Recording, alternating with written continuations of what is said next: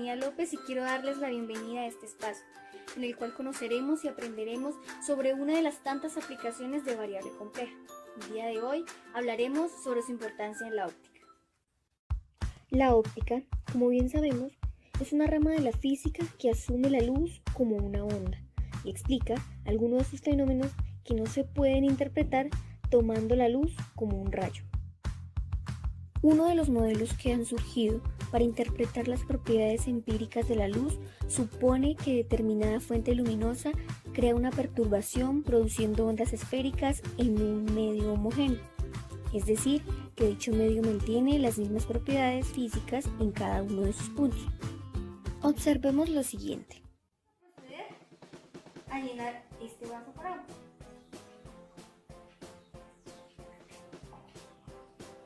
En este caso, podemos decir que esto se conoce como un medio homogéneo, porque todo el contenido del envase contiene las mismas propiedades. Ahora, si por el contrario, vamos a echar un poquito de agua en el vaso y a esta solución le agregamos un poquito de aceite,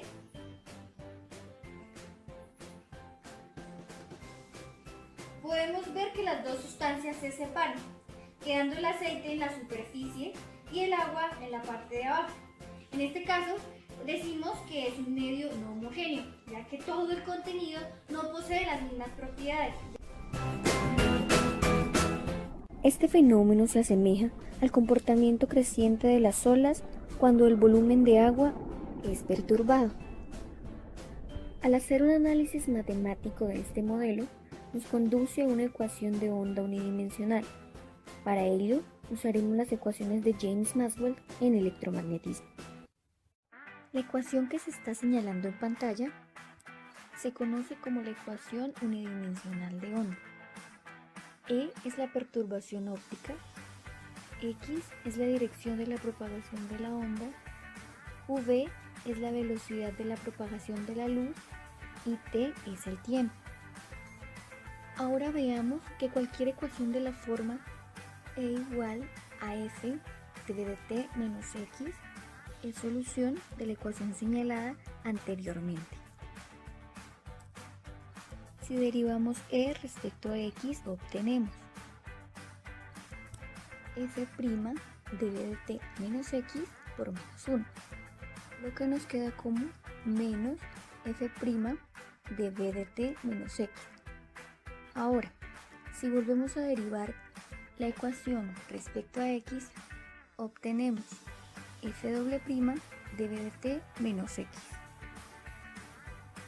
Si nuevamente tomamos la ecuación, pero ahora la derivamos respecto a T, obtenemos B por F' de V de T menos X. Si nuevamente derivamos respecto a T, vamos a obtener B cuadrado por F' de V de T menos X. Seguidamente, si reemplazamos estas derivadas en la ecuación unidimensional de onda, vamos a obtener que F' de V de T menos X es igual a 1 sobre B cuadrado por F' de V de T menos X. Cancelando los B cuadrados, obtenemos F' de V de T menos X es igual a F' de V de T menos X, lo que nos muestra que E igual a F de V de T menos X es solución de la ecuación de onda. Si apreciamos la imagen, podemos observar una fuente luminosa que es el Sol, dos rayos que salen de él y van a un mismo punto sobre la Tierra. A esto se le conoce como observación de efectos de interferencia, los cuales ocurren cuando dos rayos de una luz de una fuente común llegan a un mismo punto a través de diferentes caminos. En este caso, se sugiere que la perturbación óptica consista en una suma de funciones sinusoidales. Basándonos en la imagen, es como si cogiésemos los rayos que están saliendo del Sol hacia el mismo punto en la Tierra y se sumaran.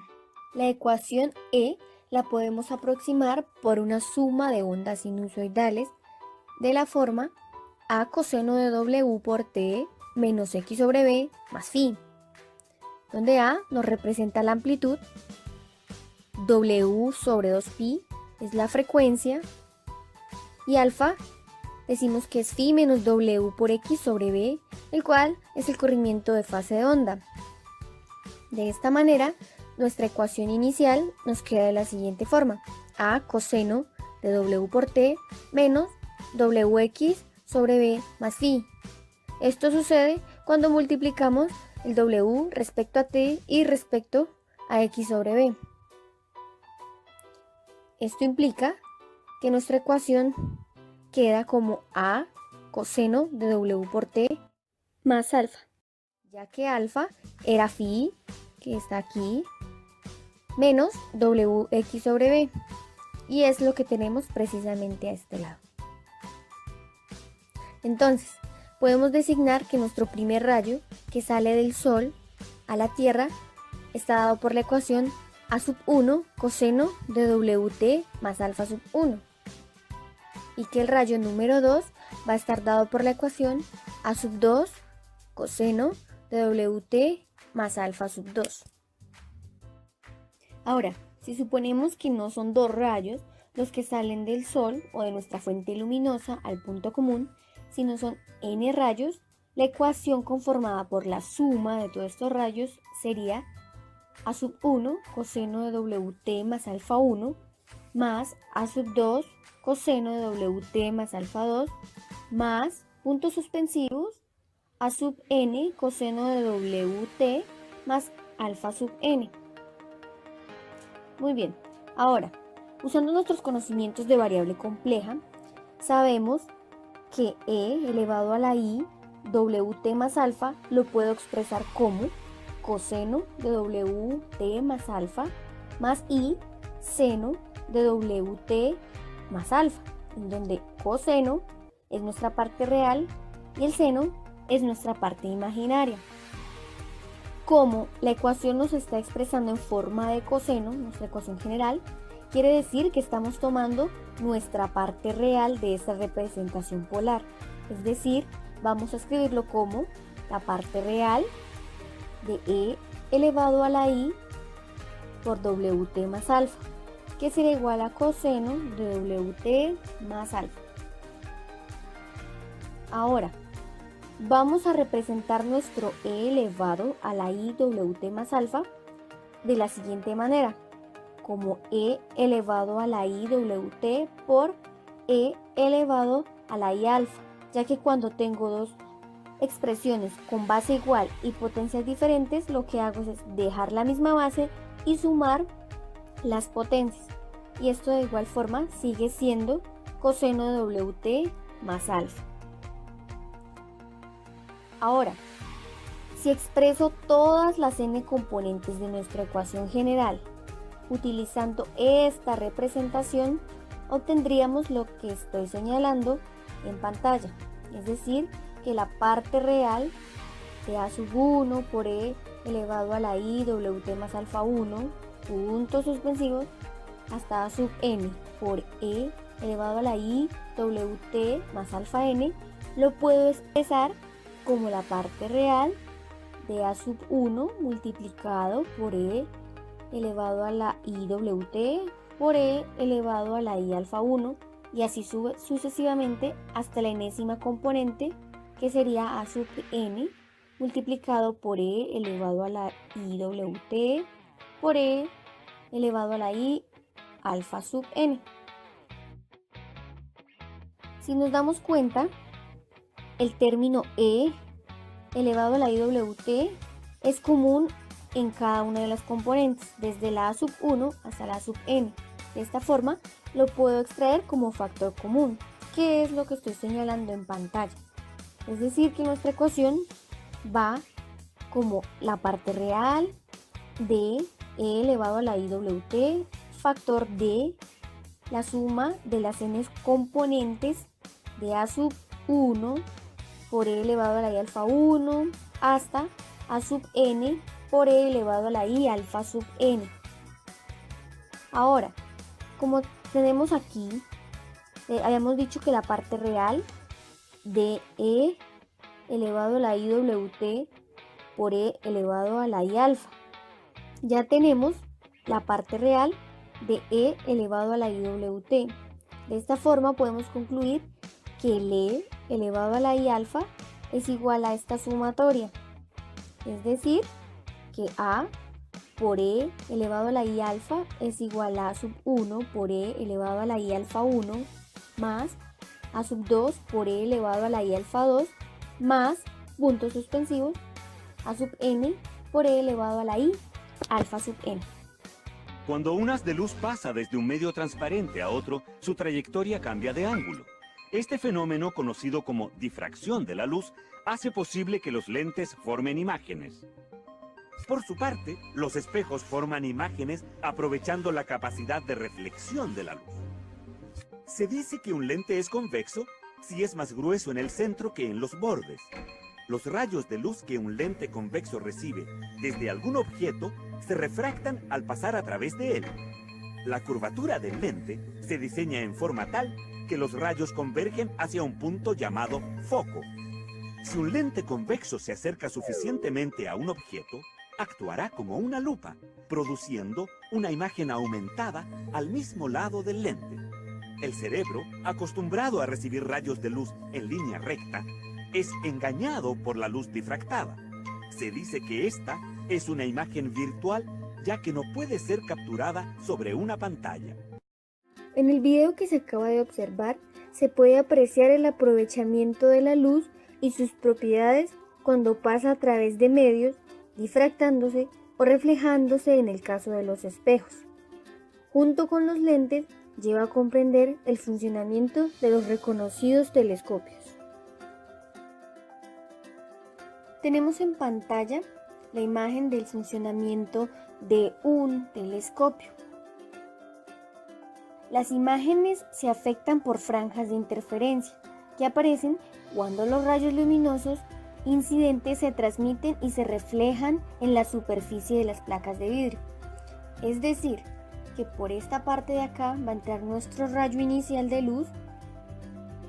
Una vez está dentro, empieza a reflejarse en nuestras placas de vidrio y cuando hace contacto con el aire, algunos de esos rayos de luz se pierden, mientras que otros continúan su trayectoria y se reflejan hacia el lente convexo, ya que su centro es más grueso que sus bordes. De esta manera, los rayos de luz que el lente convexo recibe convergen a un solo punto que se conoce con el nombre de foco. Podemos ver como un rayo de luz de una fuente distante S, que es el que estoy señalando, llega a nuestra placa de vidrio denominada R sub 0. Parte del rayo incidente se refleja, mientras que el resto se transmite a través de la placa, que es este comportamiento que estoy mostrando acá. Muy bien, ahora, si vemos en T sub 0, en este punto, parte de la luz que llega a T sub 0 se transmite y otra parte se refleja enfocándose en el lente. Este procedimiento se repite sucesivamente.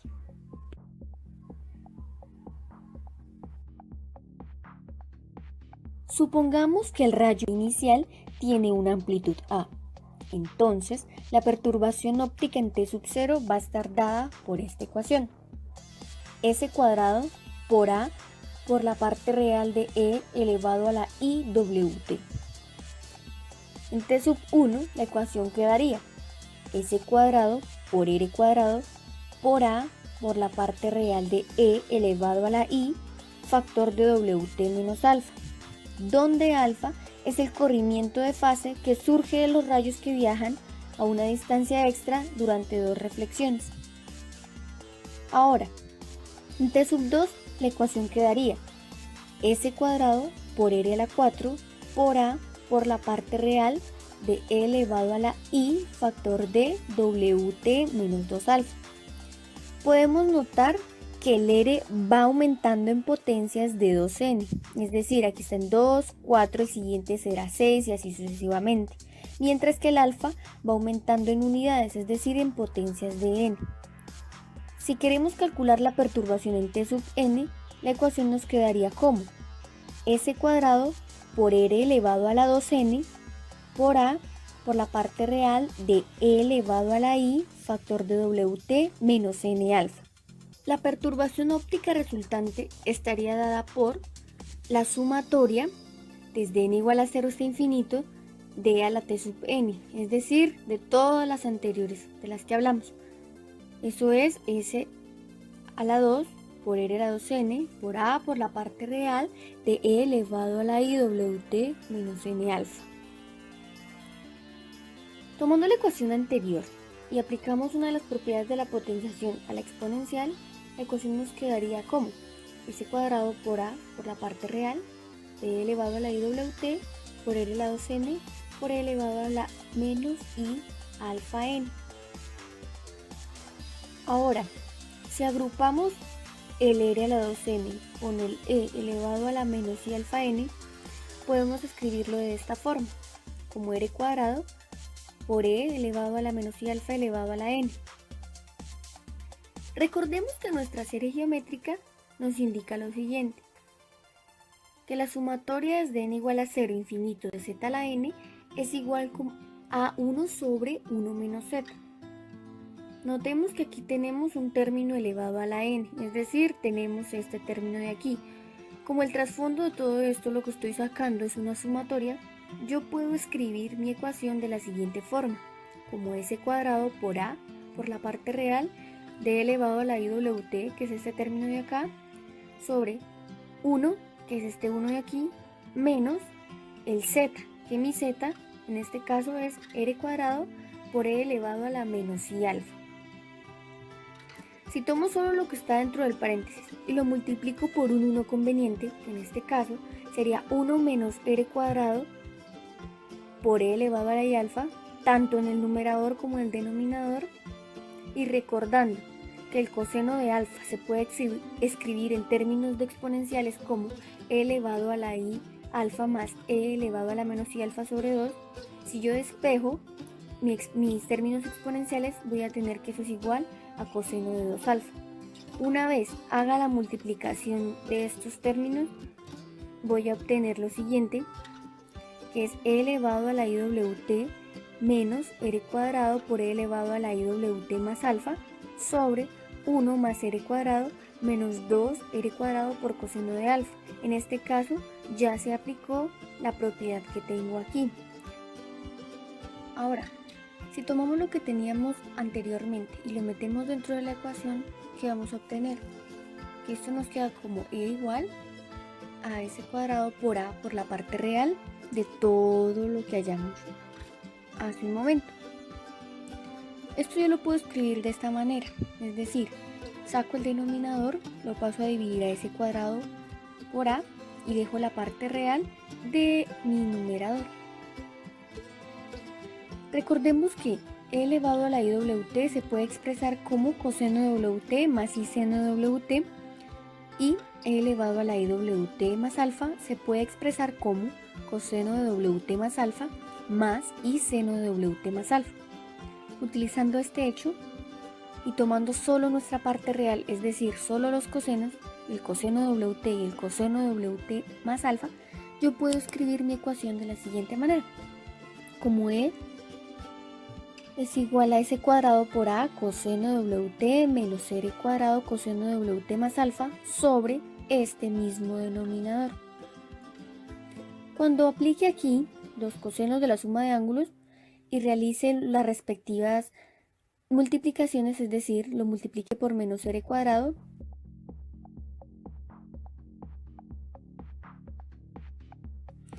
es igual a s cuadrado por a, todo eso multiplicado a coseno de wt menos r cuadrado coseno de wt por coseno de alfa más r cuadrado seno de alfa seno de wt sobre el mismo denominador que tenía.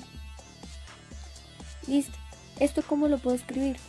Como s cuadrado por a, 1 menos r cuadrado coseno de alfa, porque en este caso factoricé el coseno de wt, más r cuadrado por seno de alfa por seno de wt sobre el mismo denominador. A esta ecuación le vamos a poner aquí un corazoncito, lo que va a indicar que la vamos a utilizar un poquito más adelante. Entonces nos vamos a referenciar como la ecuación del corazón. Según lo anterior, podemos notar que 1 menos r cuadrado coseno de alfa elevado al cuadrado más r cuadrado seno de alfa elevado al cuadrado es igual a 1 más r a la 4 menos 2r cuadrado coseno de alfa, lo cual vendría siendo una representación del teorema de Pitágoras cuando nuestros catetos valen r cuadrado seno de alfa, 1 menos r cuadrado coseno de alfa, y nuestra hipotenusa sería la raíz de 1 más r a la 4 menos 2r cuadrado coseno de alfa. Ahora, si tenemos aquí un ángulo beta y queremos hallar el coseno de ese ángulo, obtendríamos que este es igual a 1 menos r cuadrado coseno de alfa sobre nuestra hipotenusa, que es esta raíz.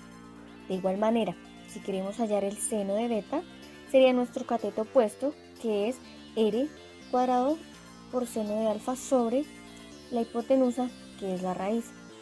Si quiero despejar 1 menos r cuadrado coseno de alfa, voy a obtener que eso es igual a coseno de beta por nuestra hipotenusa, es decir, por la raíz. Y de igual forma, si quiero despejar el r cuadrado por seno de alfa, voy a obtener que esto es igual a seno de beta por la raíz de 1 más r cuadrado menos 2r a la 2 coseno de alfa, la cual es nuestra hipotenusa.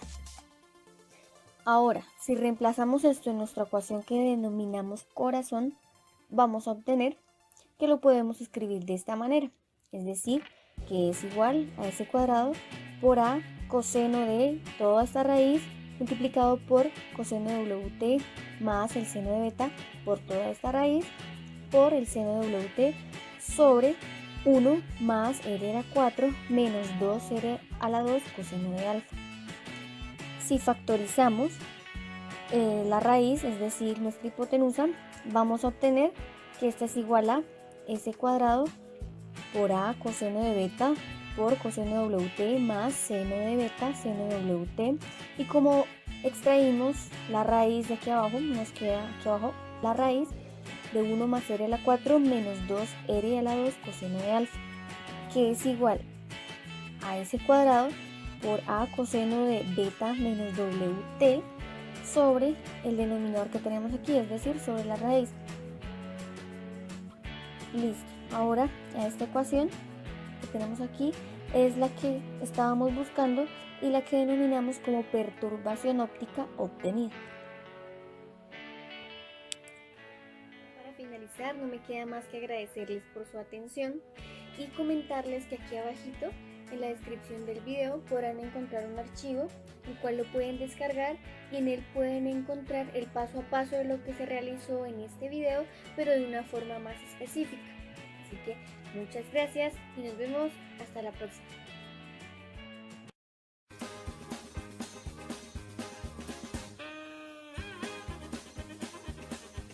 Ya para finalizar, una próxima ecuación.